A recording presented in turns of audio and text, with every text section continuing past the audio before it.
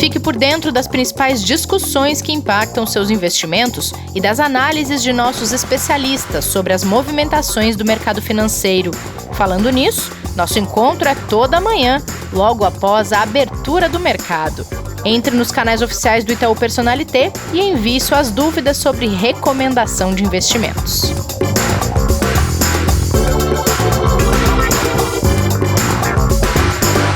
Bem-vindas, bem-vindos ao Investidor em Foco, o podcast de investimentos do Itaú Personalité. Semana recheada, mais uma segunda-feira pela frente. Hoje é dia 6 de julho de 2020. Kleber, tudo bem por aí? Bom dia, Rê, tudo bem e você? Tudo certo. Kleber, o índice Xangai fechou em alta de mais de 5% hoje. Pelo jeito, eles estão super confiantes com a recuperação da economia chinesa. 5,71 para ser exato, aí foi o fechamento do índice chinês, né? Segundo alguns especialistas, né, e alguns economistas no mercado, eles apresentaram que a China vem saindo rapidamente, né, da questão econômica ligada à pandemia da Covid-19. Os dados desde fevereiro, né, vem mostrando essa recuperação. E aquela recuperação que a gente já falou algumas vezes aqui, em formato de V no gráfico, né? Onde ela cai muito rápido e ela volta, ela sobe muito rápido de novo, recuperando a atividade econômica. A gente viu os índices de PMI, né, de atividade na economia chinesa na semana passada, do mês de junho, muito fortes. E isso que vem impulsionando os investidores a apostarem realmente nessa recuperação. E esse fechamento ele acabou influenciando os outros mercados asiáticos também, que fecharam de forma muito positiva, né? Hong Kong com alta de 3,81, Tóquio com alta de 1,83, e isso já vem refletindo para as outras regiões também, dado o tamanho da importância que é a velocidade de recuperação chinesa. E Kleber, além da velocidade, eu estava lendo que alguns analistas falam numa recuperação sustentável, o que nesse momento é extremamente importante, né? Sim, ela se dá exatamente por dois fatores, né? O primeiro, pela questão do controle da pandemia, que na China realmente vem sendo muito rigoroso, né?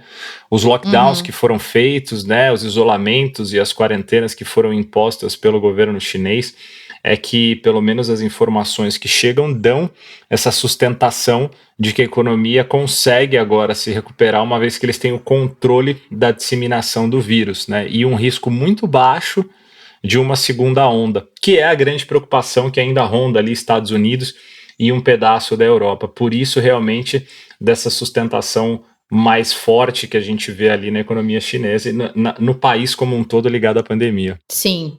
Falando em Estados Unidos, mesmo com esse temor por segunda onda, mesmo tendo tido feriado na última sexta-feira, ou seja, os mercados norte-americanos ficaram 3 dias aí sem operar, os resultados da criação de empregos da quinta ainda impactam nos mercados globais, né? Não, impactam de forma positiva, né? Porque a gente não teve nenhum dado saindo nos últimos dias que viesse a mudar essa visão que a gente teve ali no fechamento da quinta-feira. Então, quando a gente olha para os mercados agora, tanto os futuros, né, vão subindo ali na casa de 1% nos principais índices, né?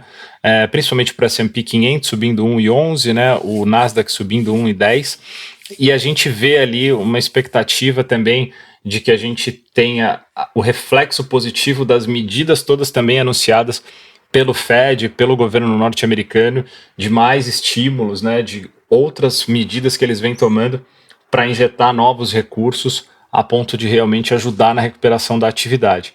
Então, a semana começa bem positiva aí, e até acima das expectativas do que a gente tinha para o início aí desses próximos dias, aonde a gente ainda tem sim no mercado uma preocupação muito grande, como a gente falou, do risco de aumento de casos no próprio Estados Unidos, que ainda é uma preocupação ali grande dos infectologistas, dos médicos, né, e do sistema de saúde, que vê aí uma retomada, infelizmente, de novos infectados. Mas, para o lado da economia, a expectativa está superando essas preocupações nesse momento, Rê. Sim. E na Europa, pelo jeito, tem numa balança para o lado negativo algumas evidências de que a pandemia avança em alguns países, até mesmo por onde ela já passou. E do lado positivo da balança, uma expectativa muito forte em relação aos testes e da produção de vacinas, que garante o lado otimista dos mercados europeus, né? O Michael Ryan, que é o diretor executivo da OMS, na sexta-feira, ele chegou a afirmar que é improvável que se consiga uma vacina para a Covid com uma disponibilidade em massa ainda em 2020. Mas não é o que alguns especialistas, né, e alguns analistas europeus estão colocando ali na mesa. Pelo contrário, eles acreditam que sim, eles vão conseguir desenvolver pelos últimos resultados que eles tiveram e pelos resultados também que outras farmacêuticas vêm conseguindo no próprio Estados Unidos apresentar, que isso deve sair sim ao longo dos próximos meses e provavelmente antes do final do ano a gente já tem aí a capacidade de uma boa parte da população ser atingida, ou seja, conseguir acesso a essas vacinas. Esse é um outro ponto que vem ajudando também no mercado europeu, que sobe também agora na parte da manhã, agora com a expectativa aí da abertura do mercado americano que está nesse momento abrindo, mas a Alemanha subindo aí próximo da casa de 1,80, né? O Eurostoxx também com uma alta muito forte, Londres subindo quase 2%, e o cenário como um todo é realmente em cima dessas expectativas, mais do que de fato de uma efetividade de saber quando que isso vai estar disponível. Só que voltamos ao mesmo ponto, né? A Europa também está mais avançada que os Estados Unidos na questão de controle, apesar de alguns problemas pontuais locais que eles tiveram, está até que relativamente bem controlada, e os dados econômicos de atividade da semana passada também foram positivos na Europa, que ajuda a sustentar essa expectativa, esse otimismo aí dos investidores. E outra coisa que eles têm feito, né, Kleber, é conseguido fazer um isolamento muito forte de locais que apresentam reincidência do vírus. Isso aconteceu na Alemanha, por exemplo, teve uma região que voltou a ter casos, eles fizeram lockdown naquela região de imediato. E isso acaba evitando que o vírus se prolifere e que isso seja ou venha a ser uma nova onda de contaminação. Não, perfeito. Que é o mais importante, né? Se você conseguir controlar, que foi muito o que a China fez, né? Sim, quando a gente lembra de Wuhan, né? Quando eles viram que o foco estava ali, se eles isolassem aquela região da maneira mesmo que radical que fosse, ele conseguiria inibir o máximo possível que você aumentasse as outras regiões que estão mais controladas, que estão com uma situação melhor. Então, essa preocupação a Europa vem tendo, vem conseguindo desenvolver, assim, a gente vê que os números lá não estão aumentando, né? Apesar de o risco, obviamente, existir, o controle tem sido bem feito. Claro, são regiões diferentes, né, com culturas diferentes, com uma capacidade até maior de controle do que de outras regiões. Mas, sem dúvida, é algo para a gente olhar e tentar replicar aquilo que está tendo de positivo aqui também, né? Até porque, né, Kleber, foram atitudes e medidas imediatas. Esse aprendizado é para qualquer país, mesmo que seja de uma cultura completamente diferente. E a gente olha o México, por exemplo, né, que teve uma postura de não dar a mesma atenção e nível de gravidade que precisava ter dado, e hoje os números do México são muito ruins, aumentaram muito as curvas, né? E lá atrás, quando a gente olha o início da pandemia, o Reino Unido teve uma postura um pouquinho parecida, né? Logo que ele viu que ele perdeu o controle, ele foi lá, revisou e fechou tudo para que não tivesse problema. Então, acho que essa postura é a mais importante, né? Viu que deu errado na tentativa de corre atrás soltar do prejuízo.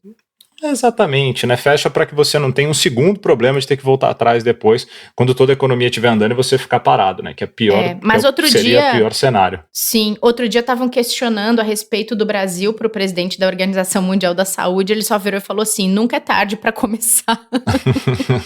Né? Não precisa mais dizer nada. A OMS tem dado realmente notícias e informações que são muito mais negativas, e a gente entende que é o papel do OMS também, né? A OMS ela tem que passar o dado mais negativo ali e passar realmente a preocupação dela para o controle, obviamente, de todas as regiões ser um pouco mais forte, né? Mas cabe a cada país fazer o seu trabalho de contenção, né? Sim, é por isso que ele disse, nunca é tarde para começar, porque se alguém tem dúvida de que precisa tomar medidas em prol do combate a um vírus que ainda não tem solução, né? Comece em algum momento, não fica aí esperando.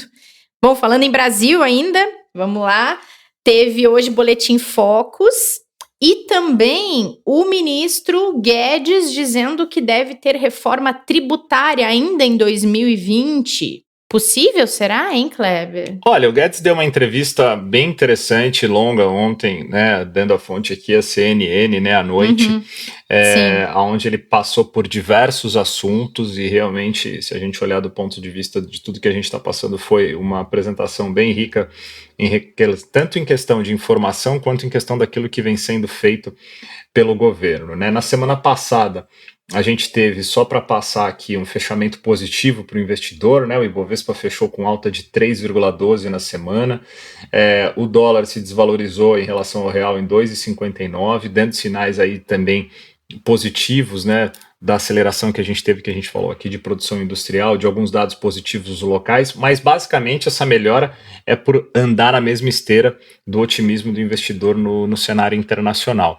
E aí quando o Guedes veio apresentar ontem, né, ele disse que antes da pandemia o Brasil estava numa rota de crescimento de 2,5%, né, depois que o IBGE divulgou que o PIB do país cresceu 1,10%, né, em 2019, e ele acredita que esse número vai ser revisto ainda, provavelmente depois que tudo passar, né? O Guedes ele está otimista, principalmente pelo que vem sendo feito em termos de injeção de recursos. Ele apresentou uma nova proposta também para um novo trabalho formal, né, para a lei trabalhista, que ficaria ali entre o que é hoje o CLT e o trabalho informal, onde as empresas poderiam contratar os trabalhadores num modelo que seria muito mais flexível, sem a necessidade de recolhimento de FGTS ou de INSS, desonerando os empregadores, né, e abrindo possibilidade de ajudar aí, pelo número que ele deu aí, em torno de 38 milhões de trabalhadores que hoje estão no trabalho informal e que poderiam migrar para um modelo formal também de contratação. Apresentou de novo os números que eles têm e as intenções de ajuda a grandes empresas. A gente falou de companhias aéreas aqui, né, Rê? Sim, ele apresentou um programa que eles têm não só para companhias aéreas, mas como outras empresas também que estão passando por crises muito pesadas, onde as empresas lançariam novas ações, o governo compraria essas debêntures dessas companhias, segurariam essas debêntures até a recuperação. Essas debêntures seriam conversíveis em ações e depois, quando o mercado voltasse, que essas ações fossem valorizadas, que as empresas voltassem à sua atividade, o governo venderia essas debêntures conversíveis em ações no mercado, onde todos ganhariam, né? Eles capitalizariam a empresa no primeiro momento e depois o governo teria o retorno pela própria valorização que teve os papéis das companhias. Então, tem diversas formas e medidas que o governo está estudando para tentar melhorar essa situação. Com relação à reforma tributária, ele disse que as reformas em si, né, ele disse que essa seria, sem dúvida nenhuma, depois de olhar para a saúde, para a renda das pessoas e para a situação fiscal. Se tudo isso realmente estiver em ordem, eles vão ter tempo e fôlego para, de repente, voltar a estudar a questão das reformas, e a que ele mais gostaria seria essa, né? Tanto administrativa quanto tributária. Administrativa eles já vêm fazendo meio que em paralelo com um pouquinho sobre esses recursos para estados e municípios que foram liberados, né, onde eles conseguiram fazer o acordo para não aumento de salários de servidores, e todo esse trabalho que vem sendo feito, ele espera conseguir concluir com pelo menos o encaminhamento dessas reformas, mas que provavelmente ficaria só para 2021. Mas tudo depende muito de como vão transcorrer os próximos meses aí, né, Rê? Só para fechar, o último ponto que você colocou em relação ao relatório Focus, né? A gente teve aí mais uma revisão do PIB, né, para essa semana, onde a gente olha para um número já um pouco pior em relação ao que a gente tinha na semana passada, né? ele saiu ali dos 6,50 para 6,54, tá? Uhum. E perdão, até melhorou, desculpa, eu falei ao contrário aqui. Ele saiu de 6,54 para 6,50, melhorando marginalmente ali. Não dá para dizer que melhorou, né? Não muda nada, continua a mesma coisa, né? A estimativa de crescimento para o 2021 foi mantida, tá? Em 3,50, e a Selic também, 2% para esse ano, 3% para o ano que vem. Lembrando que a nossa avaliação aqui é que a Selic fecha o ano de 2020 com 1,75, tá? Para a inflação, ela continuou ali em 1,63 para esse ano e 3% para o ano que vem, quando a gente fala do IPCA, ou seja, pouca variação, porque a gente teve pouca movimentação no mercado para uma reavaliação.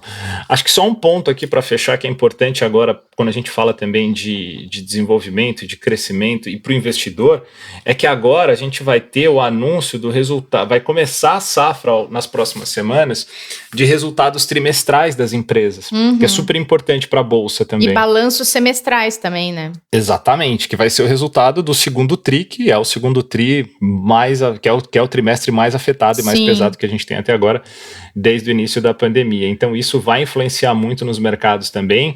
Obviamente que os balanços são globais, então é para as bolsas americanas, europeias, para todas, mas para o investidor ficar muito atento nesse mês de julho aí, que sem dúvida vão ser informações que vão mexer bastante, principalmente para aqueles que já estão posicionados. Perfeito, fica essa dica. E tem uma outra dica para dar para quem nos ouve aqui no podcast, é que na próxima quinta-feira, dia 9, a gente vai receber uma colega que também é especialista em investimentos e vai responder perguntas que vocês, ouvintes, deixaram nos comentários do YouTube, que, no fim das contas, é o único meio de interação que a gente tem, porque as plataformas de podcast, de áudio, poucas delas permitem comentários, né? Então, a gente pegou os principais comentários que vieram pelo YouTube, vai responder na quinta-feira as perguntas, e se vocês ainda tiverem algumas dúvidas que queiram que a gente responda na próxima quinta, dá tempo de mandar nos comentários, pode ser desse episódio, do episódio de amanhã ou de quarta-feira, enfim, do que a gente disponibiliza também no YouTube, independente da plataforma onde você escute os episódios do Investidor em Foco. Então fica a dica, dá tempo ainda. E Kleber, venha preparado amanhã para nossa aula de toda terça-feira. Sem dúvida, Rei. E eu só quero deixar um último ponto aqui para os investidores que gostam de anotar, né, o que tem de importante para a semana, bem rapidamente. Tá? A gente vai ter na quarta-feira o vendas no varejo aqui no Brasil, que vão ser divulgados, que é super importante. E o IPCA, que sai na sexta-feira, às 9 horas também, que é outro dado muito esperado aí pelos mercados, além da balança comercial, que vai sair hoje à tarde aqui para a gente, às 15 horas, que é um resultado que sempre também mexe um pouquinho aí com as análises dos investidores e dos analistas aí de mercado, tá? Então, um pouquinho da agenda que não está tão recheada, mas que é uma semana que a gente ainda está a confirmar aí, ver direitinho se vai ter mercado na quinta ou não. A gente volta com os investidores aí, porque foi um feriado antecipado, né? Verdade. E que a gente tem aí para o dia 9 de julho aqui com a gente. Combinado. Kleber, a gente se encontra no próximo episódio, então. Obrigado, Rê. Valeu. Até lá. E vocês ainda podem acompanhar a live desta segunda-feira, às 5 horas da tarde, que vai falar das retrospectiva semestral da economia. Importante saber como é que os analistas do Itaú olham o que aconteceu e projetam o segundo semestre. Então não percam às 5 da tarde no YouTube e no Instagram do Personalité. Gente, protejam-se, cuidem-se. Até amanhã no próximo episódio. Fique por dentro das principais discussões que impactam seus investimentos e das análises de nossos especialistas sobre as movimentações do mercado financeiro. Falando nisso, nosso encontro é toda manhã, logo após a abertura do mercado. Entre nos canais oficiais do Itaú Personalité e envie suas dúvidas sobre recomendação de investimentos.